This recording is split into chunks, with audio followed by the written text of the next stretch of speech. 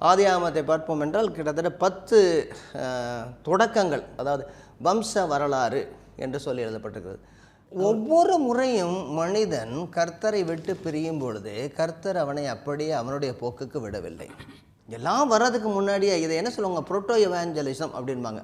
முன்னாடியே ஒரு சுவிசேஷம் அறிவிக்கப்படுகிறது. இங்கே அந்த சுவிசேஷம் என்ன, வரக்கூடியவர் ஒரு ஆண்மகனாக ஒரு குழந்தையாக பிறப்பார் என்பதும், அது ஸ்திரீயினுடைய வித்தாக இருப்பார் என்பதும், அவர் பிசாசானவனை கொல்லும்படியாக அவரை வெல்லும்படியாக வருவார், தலையை நசுக்குவார். ஆனால் அதே நேரத்தில் அவரும் இதில் பாதிக்கப்படுவார்.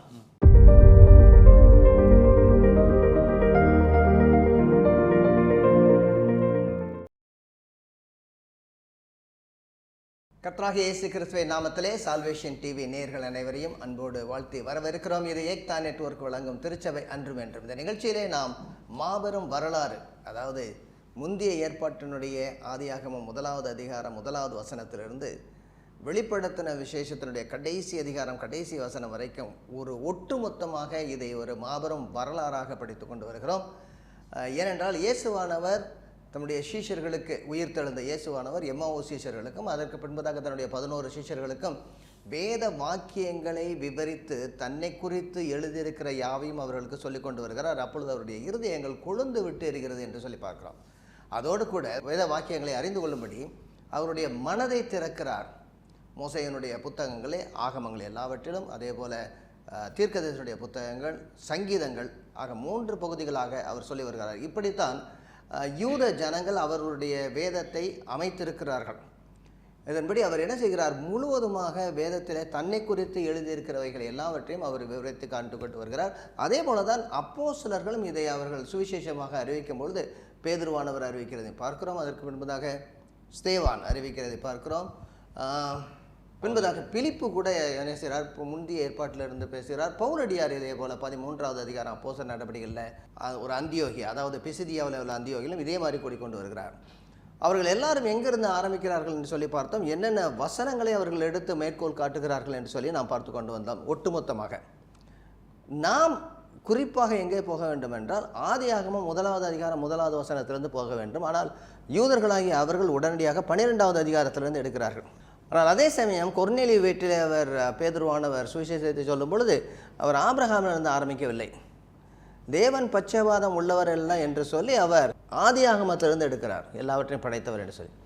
எனவே இயேசுவானவர் எப்படி வியாக்கியானம் பண்ணினார் என்பதை குறித்து நாம் பார்க்கிறோம். தன்னை குறித்து எழுதியிருக்கிறவர்கள் கிட்டத்தட்ட 300க்கும் அதிகமான முந்தைய ஏற்பாட்டுடைய மேற்கோள்கள் அப்படியே இயேசு கிறிஸ்துவுக்குள்ளே நிறைவேறுகிறதை நாம் பார்க்கிறோம்.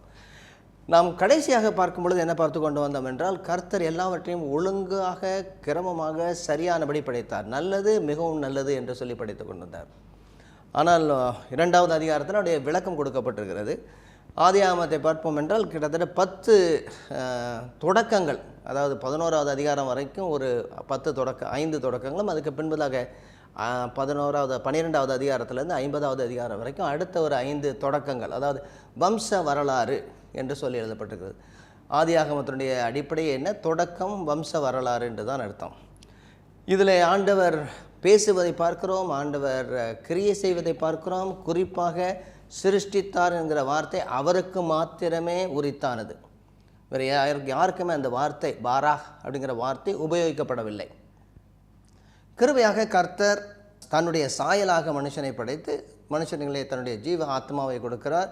எனவே மனுஷனுக்கு கிட்டத்தட்ட ஆண்டவருடைய கிருபை அதிகமாக, அதாவது எல்லாவற்றையும் ஆண்டு கொள்ளக்கூடிய கிருபையை தருகிறார். நம்ம கடந்த நிகழ்ச்சியில் பார்த்தோம் எந்தெந்த விதத்திலலாம் ஆண்டவர் ஆசீர்வதித்து இருந்தார். ஆனால் அவருடைய பாவத்தின் நிமித்தமாக 3வது அதிகாரத்தில் பாவத்தின் நிமித்தமாக எந்த இடங்களிலும், எல்லா இடங்களிலும் விழுந்து போனதை பார்க்கிறோம். எந்த ஆவிக்குரிய விதத்தில் ஆண்டவர் படைத்தார், ஆவிக்குரிய விதத்தில் இழந்து போனார்கள். அதுக்கடுத்ததாக சரீரத்தில் உழைப்பு வந்தது, பின்பதாக பாடு, சரீரத்தில் பாடு, மரணம் வந்தது, பின்பதாக குடும்பத்திலே ஒன்றாக படைத்தார். ஆமாம், நான் போன தடவை சொல்லும் பொழுது சொன்னேன், இந்த மாதிரி அநேக திருமண நிகழ்வுகளில் என்ன வாசிப்பாங்கன்னா 2வது அதிகாரத்தை வாசிப்பாங்க. ஆனால் கடைசி வசனத்தை, அதாவது 24, 25வது வசனத்தை வாசிக்க மாட்டாங்க. 24 வரைக்கும் இருப்பாங்க, 25 வாசிக்க மாட்டாங்க. 2வது அதிகாரம் முழுமையாக நான் வாசிக்க வேண்டும். ஏன்னா அதில் தான் ரொம்ப தெளிவாக கணவன் மனைவிக்கு இடையே உள்ள உறவை குறித்து தெளிவாக எழுதியிருக்கிறார். ஆக குடும்ப உறவு அது பின்பதாக குடும்ப பிழைவாகிறது, ஒருவரை ஒருவர் குற்றம் சுமத்து கொண்டிருக்கிறார்கள். வேறு எதுலாம் பிரிவு வந்ததுன்னு பார்த்தோம் குயிக்கா. தேவனுடைய சாயலாக படைக்கப்பட்டவர்கள் இப்பொழுது தன்னுடைய சாயலாக பிள்ளைகளை படைக்கிறார்கள். 4வது அதிகாரத்துக்கு பின்பதாக என்ன சொல்கிறான், ஆதாம் தன்னுடைய சாயலாக பிள்ளைகளை படைத்தானுங்க. அடுத்ததாக வேற என்னது, சமுதாயத்தில் ஏற்றதாழ்வு வர ஆரம்பிக்கிறது. ஒரு குடும்பமாக இருந்தது, குடும்பம் உங்களுக்கு கூட அவர் என்ன செய்கிறார்கள், குடும்பத்தில் பெரிய பிரச்சனை வருகிறது. அதாவது சொந்த தம்பி அண்ணன் தம்பிக்குள்ள ஒரு பிரச்சனை வருது. அதுக்கு அடுத்ததாக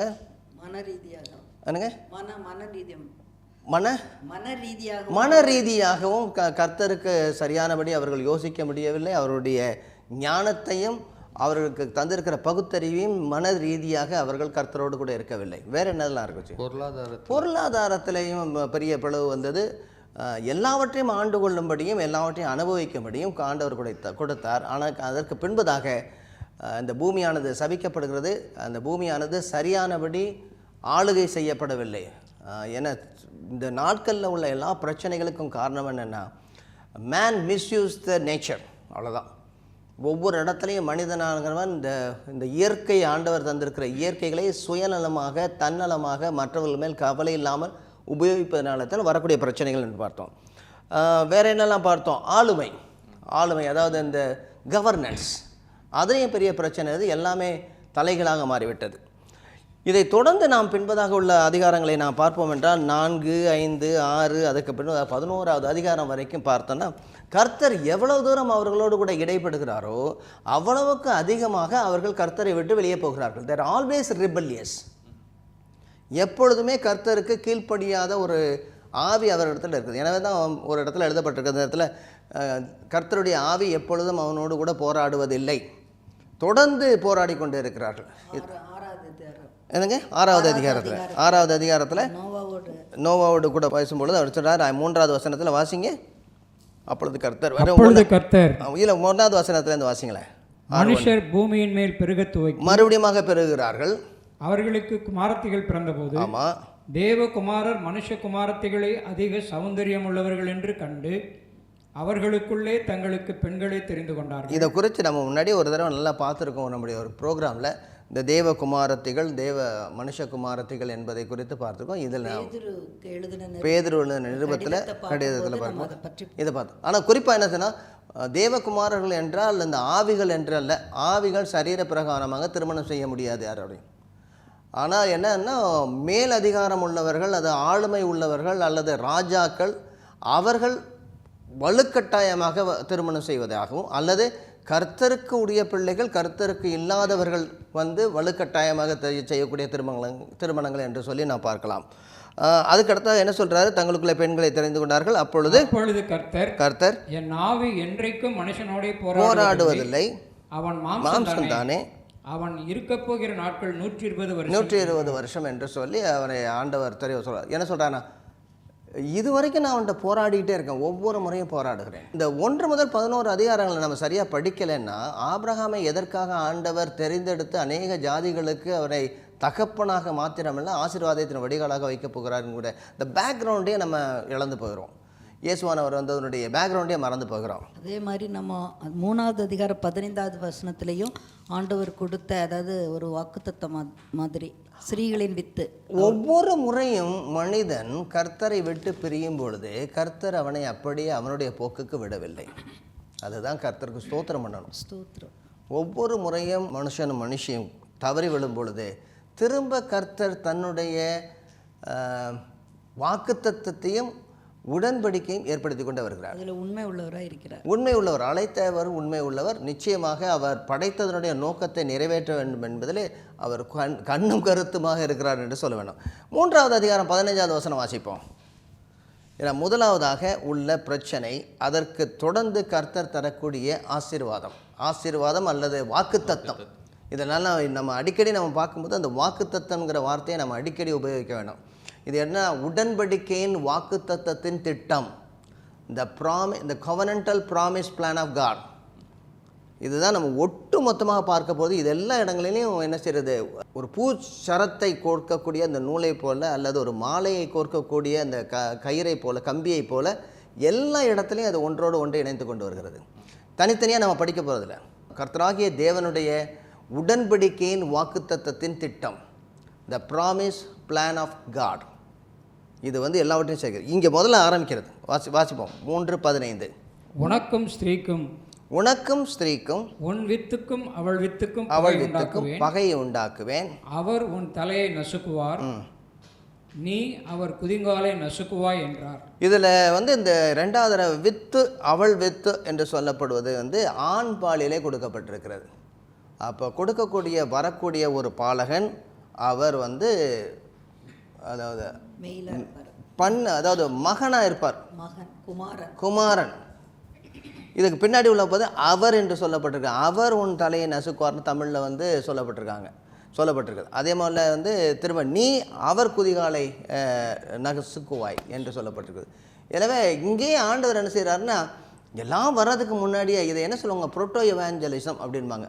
முன்னாடியே ஒரு சுவிசேஷம் அறிவிக்கப்படுகிறது. இங்கே அந்த சுவிசேஷம் என்ன, வரக்கூடியவர் ஒரு ஆண்மகனாக ஒரு குழந்தையாக பிறப்பார் என்பதும், அது ஸ்திரீயினுடைய வித்தாக இருப்பார் என்பதும், அவர் பிசாசானவனை அதாவது பகையை யார் இவ்வளவையும் கெடுத்து போட்டார்களோ அவரை கொல்லும்படியாக, அவரை வெல்லும்படியாக வருவார், தலையை நசுக்குவார். ஆனால் அதே நேரத்தில் அவரும் இதில் பாதிக்கப்படுவார். அவரும் இதில் நிச்சயமாக அவர் தன்னுடைய ஜீவனையை கொடுக்கக்கூடிய அளவிற்கு இதை செய்வார் என்று சொல்லி எழுதப்பட்டிருக்கிறது.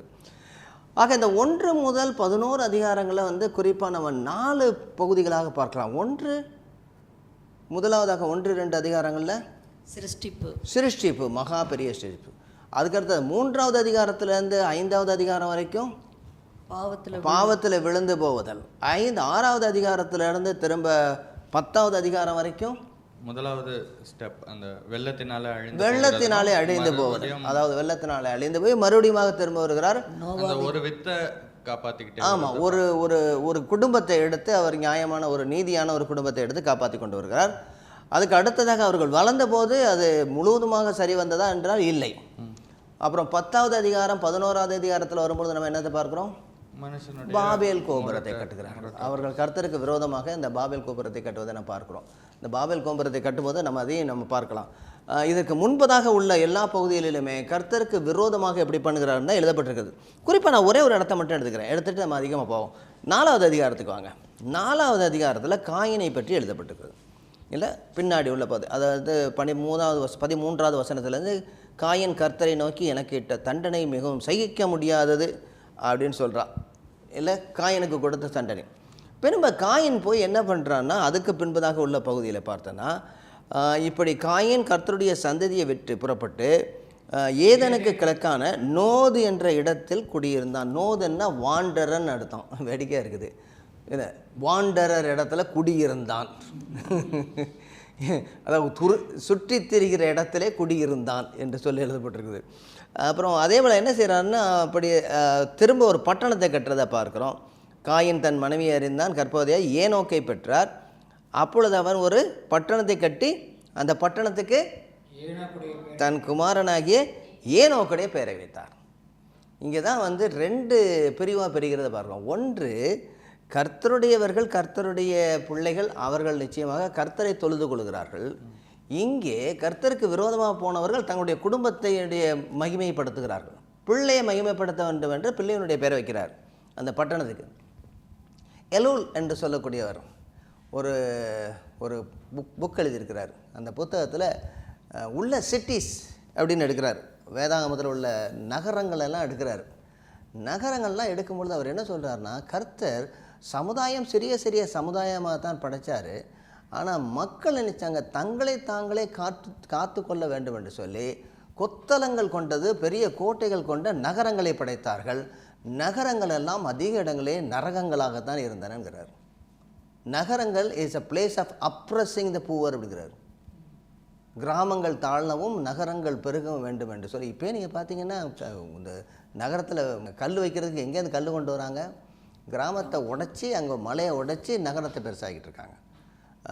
தண்ணி வர இடத்துலேருந்து எடுத்து மணல் எடுத்து எல்லாம் நகரத்துக்கு வருது. இன்னும் சொல்ல போனால் அது நேச்சுரல் ஜங்கிளை விட்டுட்டு இப்போ காங்க்ரீட் ஜங்கிளுக்கு கொண்டு வர்றாங்க. அது டவுன்லாம் அப்படி தான் சொல்லுவாங்க, காங்க்ரீட் ஜங்கிள் அப்படின்னு. இப்போ ஒவ்வொரு இடத்துலையும் அவர் தான் சொல்கிறார். எல்லா இடத்துலையும் இந்த நகரத்தை குறித்து சொல்லும்போது சொல்கிறார். ஆரம்பித்ததே இங்கே தான். ஒரு நகரத்தை கட்டினான், தன்னுடைய மகனுடைய பெயரை வச்சான். பின்பதாக அவனுடைய வழியில் வந்தவர்கள்லாம் என்ன செய்கிறாங்க, திரும்ப பாருங்கள், ஒவ்வொருத்தரும் என்ன செய்கிறாங்கன்னு பாருங்கள். யாரெல்லாம் என்ன செய்கிறா? லாமேக்கு 2 ஸ்திரீகளை விவாகம். 2 ஸ்திரீகள். அதுக்கு அடுத்தது அதாவது பலதரமான எதை ஆரம்பிச்சிச்சு? பலதர திருமணம், பலதரம் பண்ணது. அதாவது கர்த்தர் ஆதாமுக்கு ஏவாளைத்தான் சிருஷ்டித்தார். அதாவது ஒரே ஒரு மனுஷியை சிருஷ்டித்தார், ஒருவனுக்கு ஒருத்தி என்று தான் சிருஷ்டித்தார். ஆனால் இங்கே வந்தது என்னென்னா உடனடியாக பலதார மனம் ஆரம்பித்தது. இங்கே தான் பலதார மனத்தினுடைய அடிப்படை என்னென்னா, நிறைய திருமண மனைவி இருந்தால், மனைவிகள் இருந்தால் ரொம்ப பாதுகாப்பு. ரெண்டாவதாக என்ன, மனைவிகள் நிறைய இருந்தால் நிறைய பிள்ளைகள் இருந்தால் பாதுகாப்பு. இதுதான் தன்னைத்தானே பாதுகாக்கக்கூடிய, அதாவது கர்த்தருடைய பாதுகாப்புலேருந்து அவன் வெளியில் போன பிறகு அவன் ஏதாவது வேறு இடத்துல தான் பாதுகாப்பை தேட வேண்டியதாக இருக்குது.